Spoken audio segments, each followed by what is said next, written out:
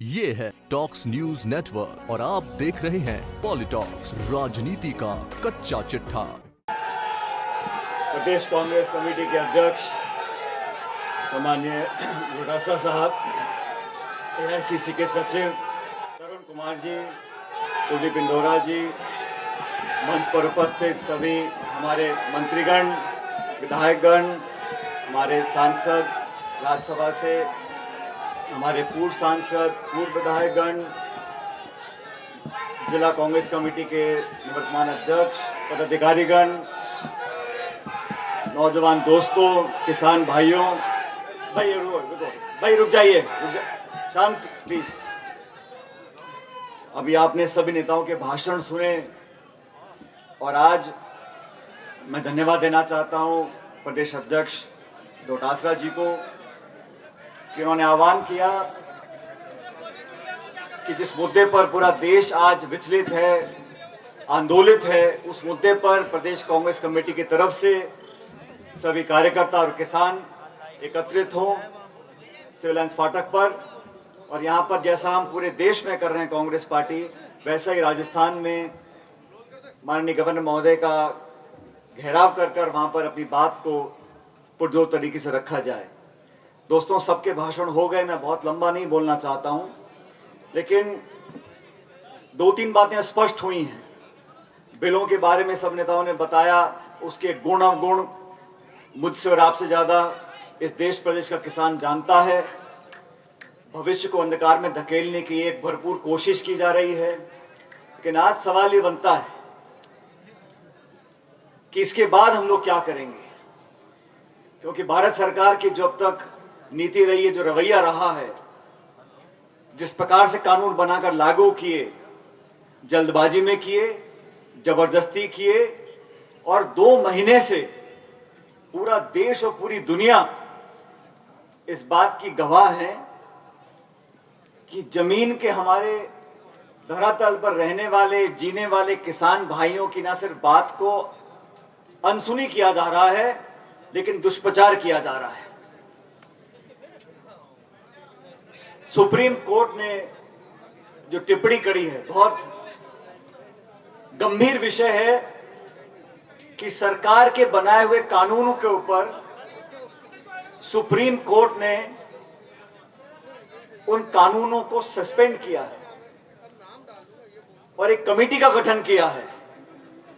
Supreme court ने देखा कि किसान आंदोलन जिस तीव्रता से बढ़ रहा है और जो रवैया सरकार का है, 8-8, 9 बार वार्ता के लिए आप बुला रहे हो, कौन नहीं जानता कि आप किसानों को थकाना चाहते हो,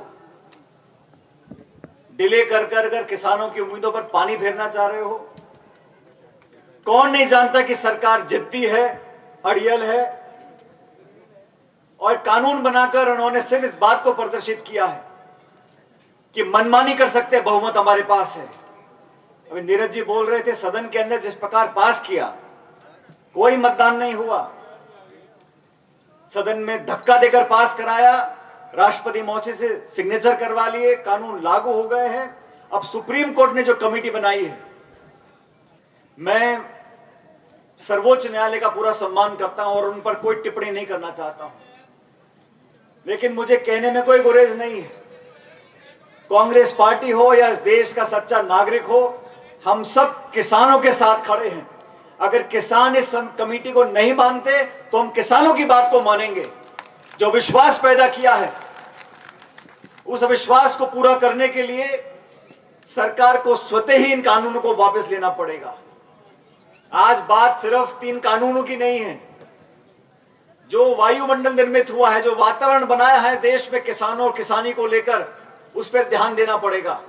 आप सबको याद है, यही बीजेपी की सरकार ने वादा किया था कि किसान की जो खपत होती है, बीज, बिजली, तेल, पानी, खाद, मेहनत, वो दाम वो तय करेंगे, 50% का मुनाफा किसान को मिले लागत के ऊपर। आज तक कहीं ऐसा नहीं किया। और जब से बीजेपी की सरकार केंद्र में बनी है, 6 साल हो गए, राज्य सरकारें बोनस दिया करती थी फसल के ऊपर, वो बोनस देने बंद कर दिए। बीमा कंपनियों को 20,000 करोड़ रुपए का फायदा हो गया। किसानों का बीमा करने वाली कंपनियों को पिछले 2 सालों में 20,000 करोड़ रुपए का मुनाफा हो गया और छोटा किसान मुआवजा पाने के लिए दर-दर भटक रहा है।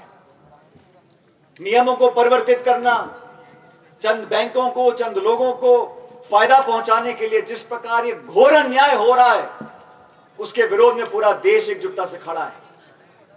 इस केंद्र की सरकार ने साथियों पहले आक्रमण किया, मध्यम वर्ग पर किया, कर्मचारियों पर किया, नौजवानों पर किया, छात्रों पर किया, लेकिन इस बार उन्होंने बहुत बड़ी गलती करी है। इस बार उन्होंने आक्रमण इस देश के अन्नदाता पर कर दिया, किसान पर कर दिया, और वो बर्दाश्त के बाहर है। कोरोना काल में लॉकडाउन हुआ पूरे देश में, सारी फैक्ट्रियां बंद, उद्योग बंद, दुकानें बंद, धंधे बंद। सिर्फ किसान ने अपनी किसानी को नहीं छोड़ा। किसानों ने अनाज पैदा किया, आज भंडार भरे हुए हैं। हम लोग ताकत से खड़े होकर दुनिया का सामना कर सकते हैं क्योंकि हमारे किसानों ने मेहनत करना नहीं छोड़ा। आज उस किसान को चेतावनी दे रहे हैं, उनको अपशब्द बोल रहे हैं, मीडिया में प्रचलन हो रहा है, अलगाववादी हैं, माओवादी हैं, नक्सलवादी हैं, आतंकवादी हैं। वो किसान जो देश का पेट पालता है, उसकी अवमानना हम कांग्रेस पार्टी बर्दाश्त करने वाले नहीं है। साथियों, पूरे देश में आज अखिल भारतीय कांग्रेस कमेटी ने राजधानियों पर कार्यक्रम रखा है। राहुल गांधी जी नेतृत्व दिल्ली में कर रहे हैं और हम सबका दायित्व बनता है। आज कोई विधानसभा लोकसभा के चुनाव नहीं है, आज मतदान नहीं हो रहा, आज चुनावी भाषण नहीं हो रहे, लेकिन एक जागरूक नागरिक होते हुए हमें अपनी जिम्मेदारी का नामान करना पड़ेगा। आज इस देश की उम्मीद हम सब लोगों से है। 24 राजनीतिक दल देश में, आपस में हमारे अलग अलग विचार हो सकते हैं, लेकिन किसानों के मुद्दों पर, इन कानूनों का विरोध करने के लिए सोनिया गांधी जी, राहुल गांधी जी ने देश की 2 दर्जन पॉलिटिकल पार्टीज को इकट्ठा किया है। एनजीओ हो, किसान संगठन हो, राजनीतिक दल हो, नेता हो, सबकी धारणा यह है, लेकिन जिद पर जो सरकार अड़ी है, उस जिद का तो एक ही इलाज है। अभी मनसा लालचंद जी ने बोला और नेताओं ने बोला, अब जिद नहीं छोड़ेंगे तो फिर इलाज भी करना पड़ेगा। क्योंकि मैं नहीं समझता हूं कि प्यार मोहब्बत से, शांतिपूर्ण तरीके से अब तक जो हल ढूंढने की कोशिश हमारे किसान भाई कर रहे हैं, उसमें कुछ कामयाबी मिली है। आने वाले समय में हम लोगों को और तीव्रता से इस आंदोलन को बढ़ाना पड़ेगा और गांधीवादी तरीके से, शांति से, संयम से, विनम्रता से अपनी बात को मनवाना पड़ेगा। अरे सरकार के 3 कानून क्या है? जब देश का आम नागरिक महात्मा गांधी के नेतृत्व में, कांग्रेस पार्टी के आह्वान में, जो 200 साल से अंग्रेज यहां देश में राज करते थे, उनको बिना गोली चलाए हमने भगा दिया था। ये 3 कानून कुछ बात नहीं है। इन कानूनों को वापस दिलवाएंगे, लेकिन हमें अपनी एकजुटता का प्रदर्शन करना पड़ेगा। मुझे खुशी है कि आज तमाम नेतागण, कांग्रेस पार्टी के कार्यकर्ता, किसान साथी, आसपास के इलाके के सब लोग यहां पर इतनी बड़ी संख्या में आए। मैं पुनः धन्यवाद देना चाहता हूं हमारे अध्यक्ष महोदय का कि आपने हम सबको यहां पर आने का मौका दिया। और साथियों, अंत में आपसे इतना निवेदन करूंगा, पार्टियां, सरकारें, चुनाव, नेता आएंगे चले जाएंगे, लेकिन ये कानून अगर इतिहास में लिखे गए और आज हम लोगों ने विरोध करके कानून को खत्म नहीं करवाया, तो आने वाली पीढ़ियां हमको माफ नहीं करेंगी। बहुत गंभीरता से हमें इस आक्रमण को रोकना है और सरकार को मुंहतोड़ जवाब देने के लिए शांतिप्रिय तरीके से, गांधीवादी तरीके से इस आंदोलन को आगे बढ़ाना है। आज किसान हमारी तरफ देख रहा है और कांग्रेस पार्टी को अपनी ऐतिहासिक जिम्मेदारी निभाने के लिए आगे आना पड़ेगा। हम सब यहाँ पर इकट्ठा हुए, आप सब लोग भी यहाँ पर आए, मैं आपका बहुत बहुत धन्यवाद देता हूँ। जय हिंद, राम राम साहब। ये है टॉक्स न्यूज नेटवर्क और आप देख रहे हैं पॉलिटॉक्स, राजनीति का कच्चा चिट्ठा।